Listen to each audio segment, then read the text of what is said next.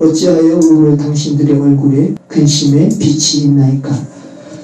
그들이 그에게 이르되 우리가 꿈을 꾸었으나 이를 해석할 자가 없도다. 요셉이 그들에게 이르되 해석은 하나님께 있지 아니하니까 청하건대 내게 이르소서. 요셉과 관련된 이야기를 가만히 보면 요셉은 항상 하나님을 제시해요.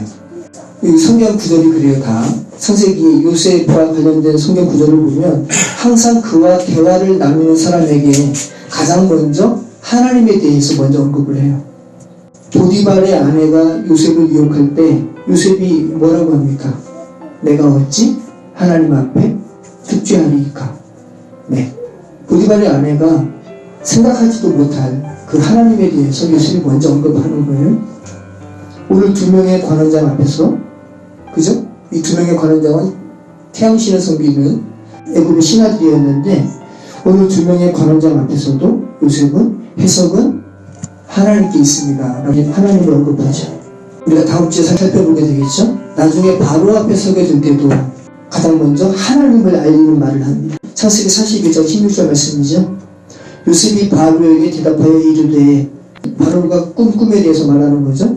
내가 아니라 하나님께서 바로에게 편안한 대답을 하시리이다. 네, 하나님을 언급을 하는 겁니다.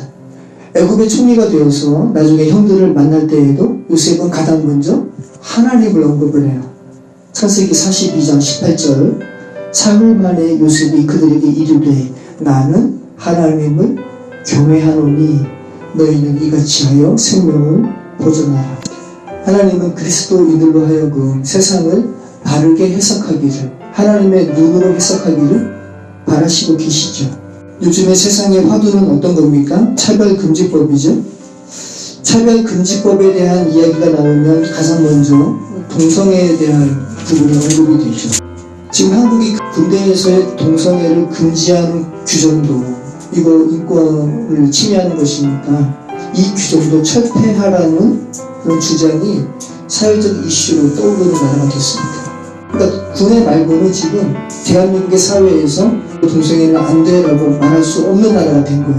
바꿔 말하면 한국이라는 사회는 이제 동성애에 대해서 이해하고 동의하는 것이 다른 시각을 가진 것이며 동성애에 대해서 잘못된 것이라고 말하면 편협된 시각을 가진 사람으로 인식되는 사회가 되었습니다. 한국이, 우리 자녀들이 살아가는 사회가 그렇게 됐다는 것이죠. 퀴어 축제라고 해가지고 지금 대구에서도 앞으로 열린다고 그러고 서울시청에서는 벌써 열렸고, 근데 문제는 교회가 이것을 어떻게 해석해야 하는가. 기독신앙을 가진 사람들도 그것을 옹호하는 사람들이 있단 말이죠. 여러분, 동성애에 대해서 하나님은 어떤 마음을 가지고 계실까요? 우리가 여기에 대해서 고민을 해야 되는 거잖아요. 벌써 여기에 대해서 해석이 분분하니까. 근데 하나님은 동성애에 대해서 어떤 생각을 가지고 계실까? 동성애의 자에 대해서 하나님은 어떤 마음을 가지고 계실까요? 동성애의 자는 하나님께서 사랑하시죠. 동성애의 자도 하나님의 형상으로 빚으신 인간이니까 그가 온전히 회복되기를 하나님은 바라시죠. 근데 동성애는 하나님은 미워하시죠. 동성애는 죄니까. 하나님의 형상을 가진 사람과 그 사람이 행하는 죄는 구별해야 된다는 거예요.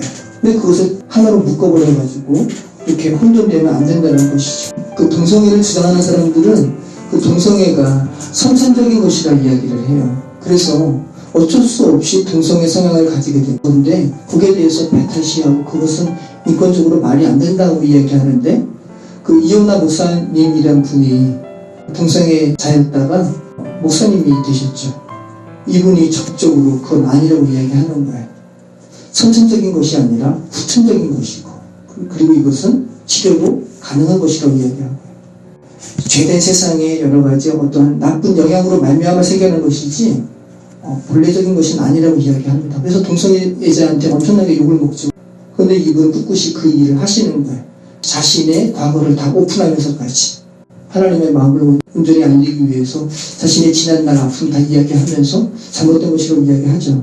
얼마 전에 한국 최초의 트랜스젠더라고 하는 김유복이라는 남성분이시죠. 근데 이분이 돌아가셨어요. 근데 이분도 그 순간은 쾌락일지 몰라도 잘못된 것이라고 이야기를 하시는 것이죠.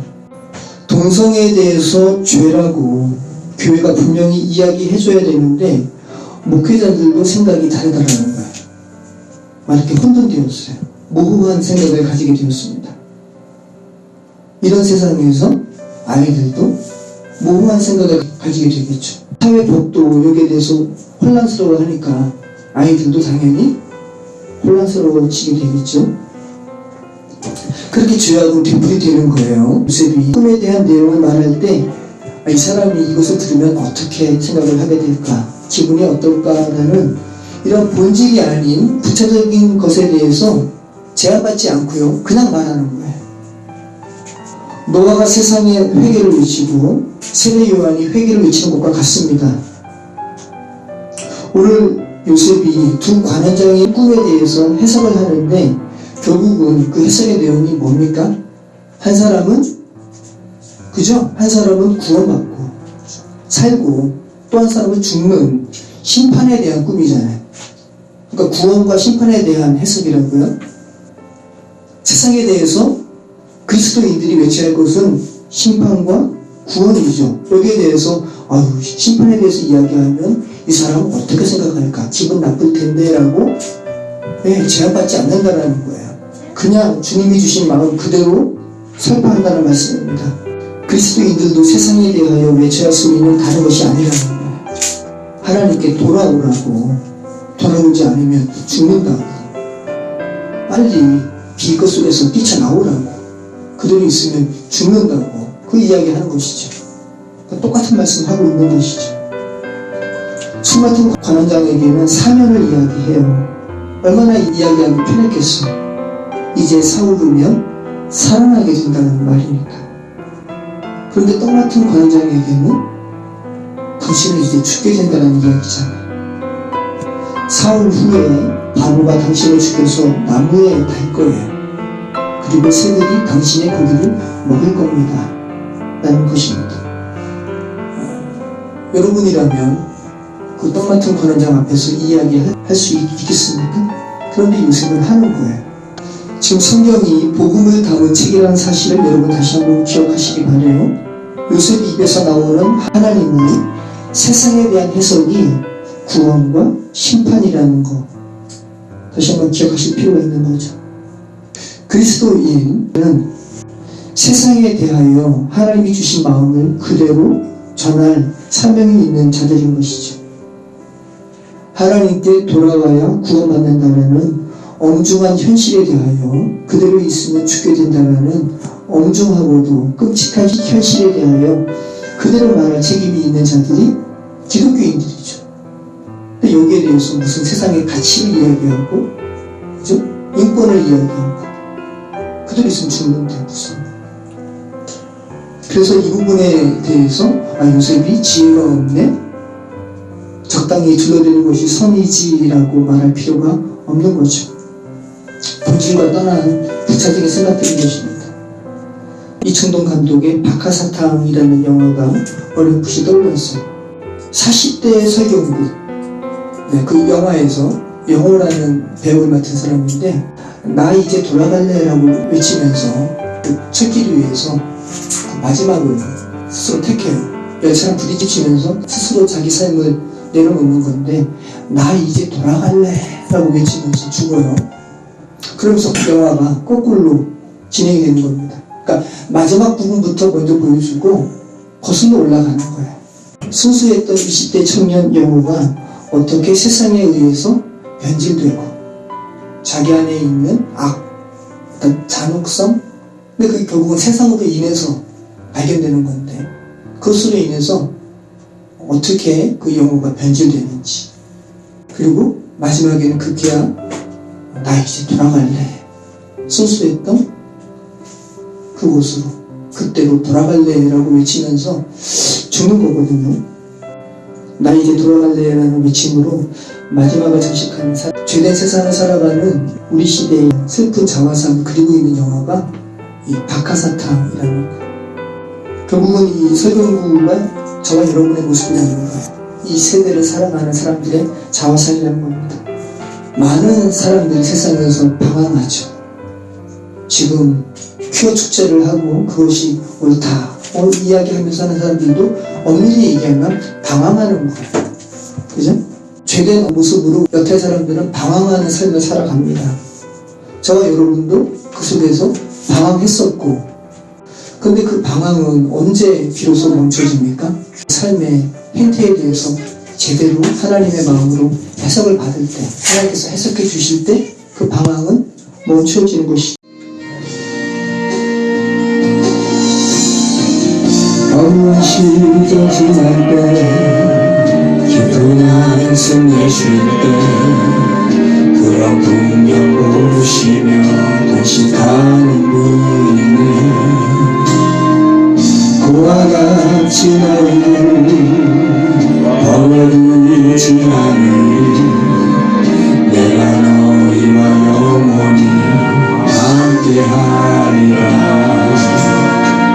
성령이 오셨네, 성령이 오셨네, 내 주에 보내신 성령이 오셨네.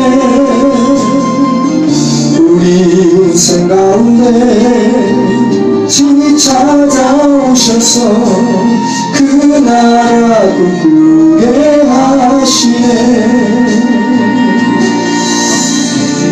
없는 자가 치냐 자유함이 없느냐 피난처가 되시네.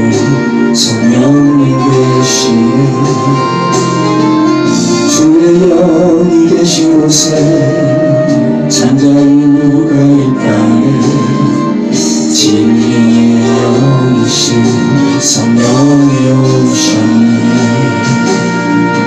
성령이 오셨네, 성령이 오셨네, 내 주에 보내신 성령이 오셨네. 우리 인생 가운데 친히 찾아오셔서 그 나라 꿈꾸게 하시네. 성령이 오셨네, 성령이 오셨네, 내 주에 보내신 성령이 오셨네. 우리 인생 가운데 친히 찾아오셔서